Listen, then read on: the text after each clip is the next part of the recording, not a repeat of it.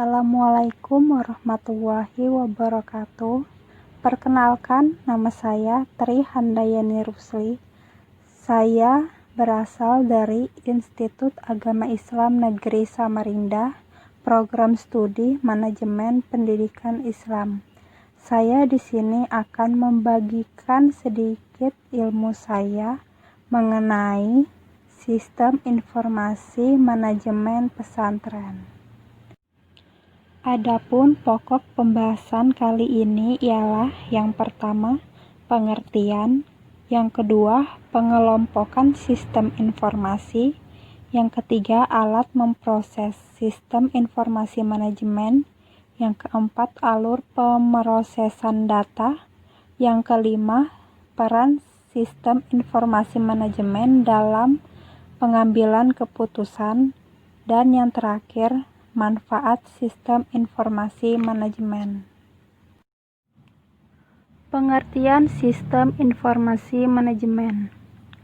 Sistem informasi manajemen secara umum adalah seluruh rangkaian informasi-informasi yang disediakan guna kelancaran kerja manajer dalam mengambil keputusan yang dikerjakan dengan menggunakan pendekatan sistem.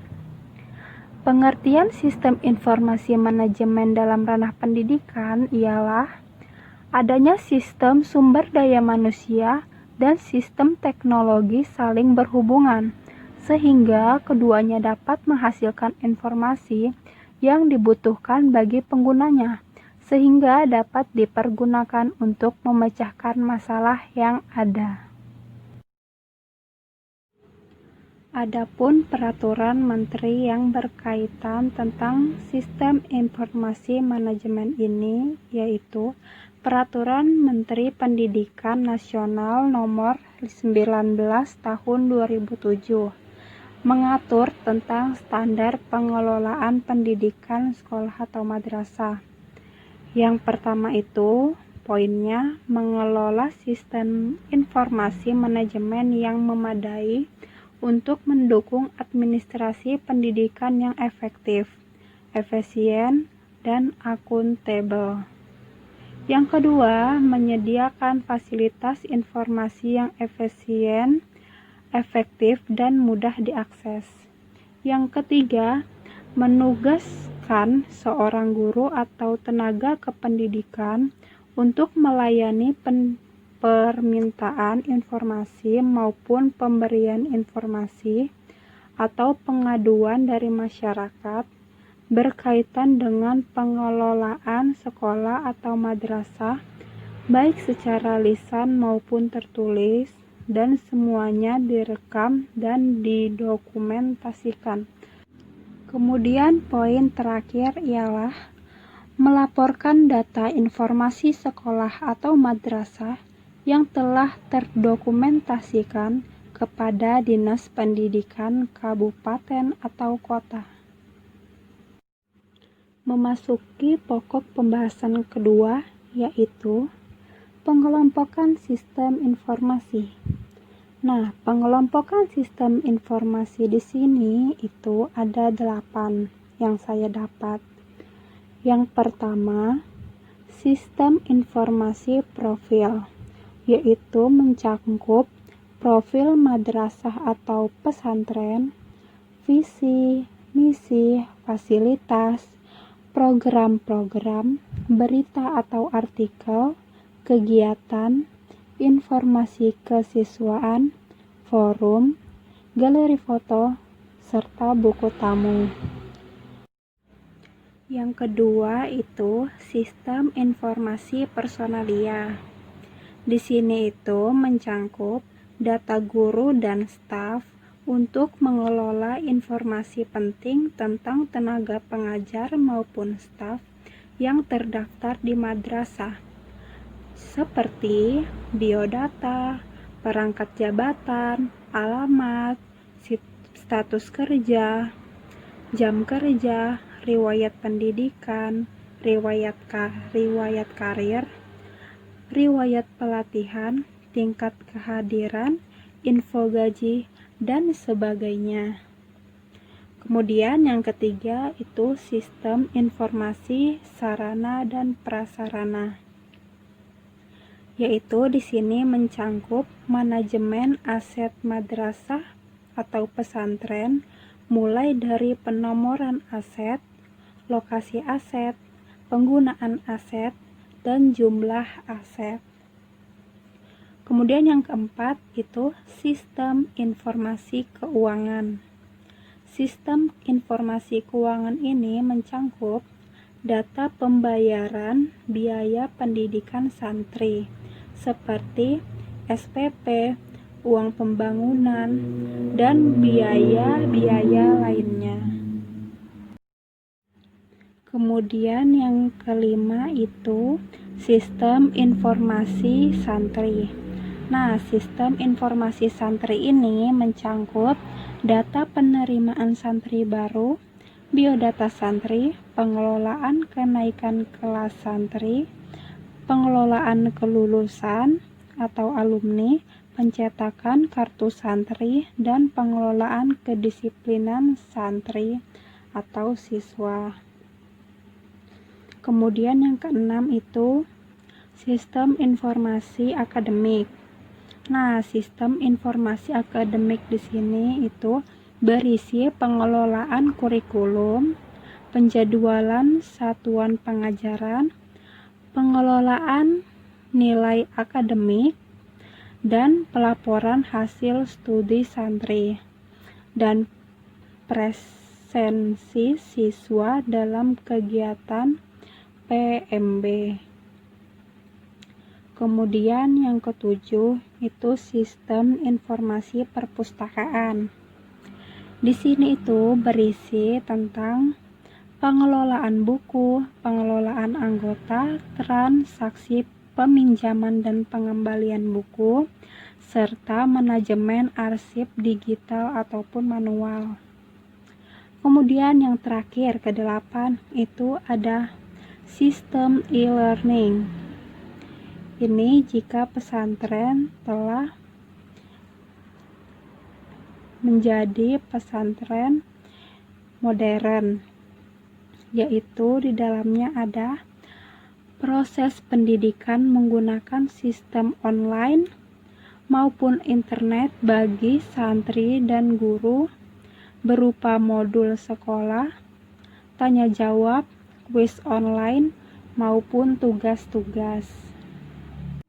Nah, itu dia tadi ke-8 pengelompokan sistem informasi manajemen di ranah pendidikan atau pesantren. Dan kita lanjut ke pokok pembahasan selanjutnya. Sekarang pokok pembahasan yang ketiga, yaitu alat memproses SIP. Nah, alat di sini itu dibagi menjadi 4. Yang pertama, alat manual. Alat manual ini digunakan untuk membuat konsep surat bagan, rencana pelaksanaan program, rencana penyusunan jadwal, analisis kalender pendidikan, draft uraian program, tabel, pengarsipan surat masuk dan keluar, dokumen, notes, distribusi hard copy, pemasangan alat peraga, nameboard, papan struktur, papan personalia, dan pemasangan mading. Kemudian yang kedua itu alat mesin manual. Nah, alat mesin manual ini digunakan untuk menjilid, memotong, melubangi kertas, dan mesin ketik. Di sini itu alatnya masih mesin manual ya, seperti mesin ketik tadi ini. Kemudian yang ketiga, alat mesin elektronik. Alat mesin elektronik ini digunakan untuk mengumumkan dengan loudspeaker, akses informasi dari TV, CD-ROM, radio, penggunaan tape recorder, wireless, dan pengadaan melalui mesin fotokopi. Di sini itu mesinnya sudah menjadi mesin elektronik, tetapi belum terlalu canggih ya, masih dapat keluaran gitu. Kemudian yang terakhir yaitu yang keempat, mesin elektronik. Nah, di sini pastinya udah canggih ya, yaitu digunakan untuk finalisasi informasi, analisis data, serta berkomunikasi lewat internet dan telepon. Selanjutnya itu materi pembahasannya alur pemrosesan data. Alur pemrosesan data di sini itu ada 3 tahap. Yang pertama input, kemudian diproses, lalu output. Nah, input ini, kegiatan ini dilakukan untuk mengumpulkan segenap data yang ada di lapangan. Itu contoh kegiatannya itu melakukan pencatatan, pengamatan atas kondisi lapangan, serta meminta laporan-laporan dari level-level manajemen, unit-unit, dan sumber-sumber informasi lainnya. Kemudian setelah mendapatkan data itu, lalu masuk tahap kedua, yaitu proses. Nah, pemrosesan data ini dilakukan untuk menggolongkan data yang serumpun, menganalisis, serta membaginya dalam bentuk proses-proses tertentu. Fase ini sangat tergantung pada data-data yang sudah dikumpulkan oleh bagian pengumpulan data. Jadi di tahap kedua ini, data yang dikumpulkan itu diproses, kemudian masuk ke tahap ketiga, yaitu output. Output ini adalah hasil data yang telah diproses sebelumnya, yaitu informasi yang dikeluarkan dalam bentuk hasil pengerjaan manual maupun elektronik. Nah, output ini sudah jadi bentuk bagian yang matang ya, jadi tinggal dibagikan bagi yang memerlukan. Nah, hasil data ini bisa juga dipergunakan untuk pengambilan keputusan yang ada di pesantren atau lembaga pendidikan Islam maupun umum. Pokok pembahasan selanjutnya yaitu peranan sistem informasi manajemen dalam pengambilan keputusan. Nah, kegiatan pengambilan keputusan di pondok pesantren tidak begitu saja memutuskan keputusan apa saja yang diambil. Kepala pondok pasti membutuhkan informasi, karena dengan informasi dalam pemecahan masalah dapat lebih efektif dan efisien. Pengambilan keputusan disesuaikan dengan kondisi masalah yang ada. Ketika masalah masih bersifat rutin dan sudah memiliki arah pelaksanaan, maka hal tersebut menjadi kewenangan bidang atau seksi untuk memutuskannya. Namun, untuk masalah-masalah yang bersifat umum, strategis, dan krusial, hal tersebut menjadi kewenangan kepala pondok pesantren. Dan jika masalah itu sangat rumit, dilematis, serta mengancam eksistensi lembaga, maka pengambilan keputusan itu akan dilakukan oleh pengasuh. Keputusan yang diambil oleh pengasuh ini biasanya menyangkut kondisi-kondisi yang mengancam eksistensi keberadaan suatu pondok pesantren ini. Karenanya seringkali dilakukan dengan jalan bantuan sholat istikharah. Dalam hal ini, keputusan hasil sholat istikharah itu memang tidak bisa dikategorikan dalam pengambilan keputusan ilmiah, karena memang keputusan tersebut sudah berada di luar jangkauan rasional, dan kebanyakan proses pengambilan keputusan dengan bantuan sholat istikharah ini hanya ada dalam tradisi pesantren dan kaum santri.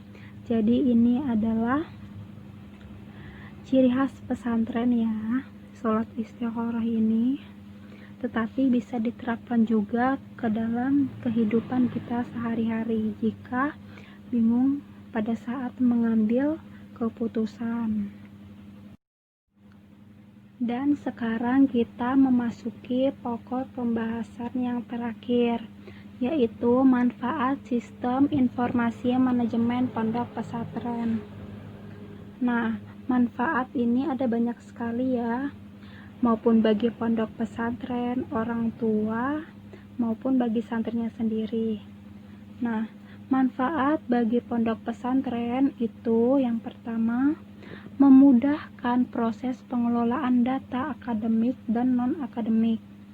Yang kedua, memberikan laporan perkembangan siswa dalam proses belajar mengajar. Yang ketiga, memberikan laporan perkembangan guru atau pengajar dalam kegiatan belajar mengajar.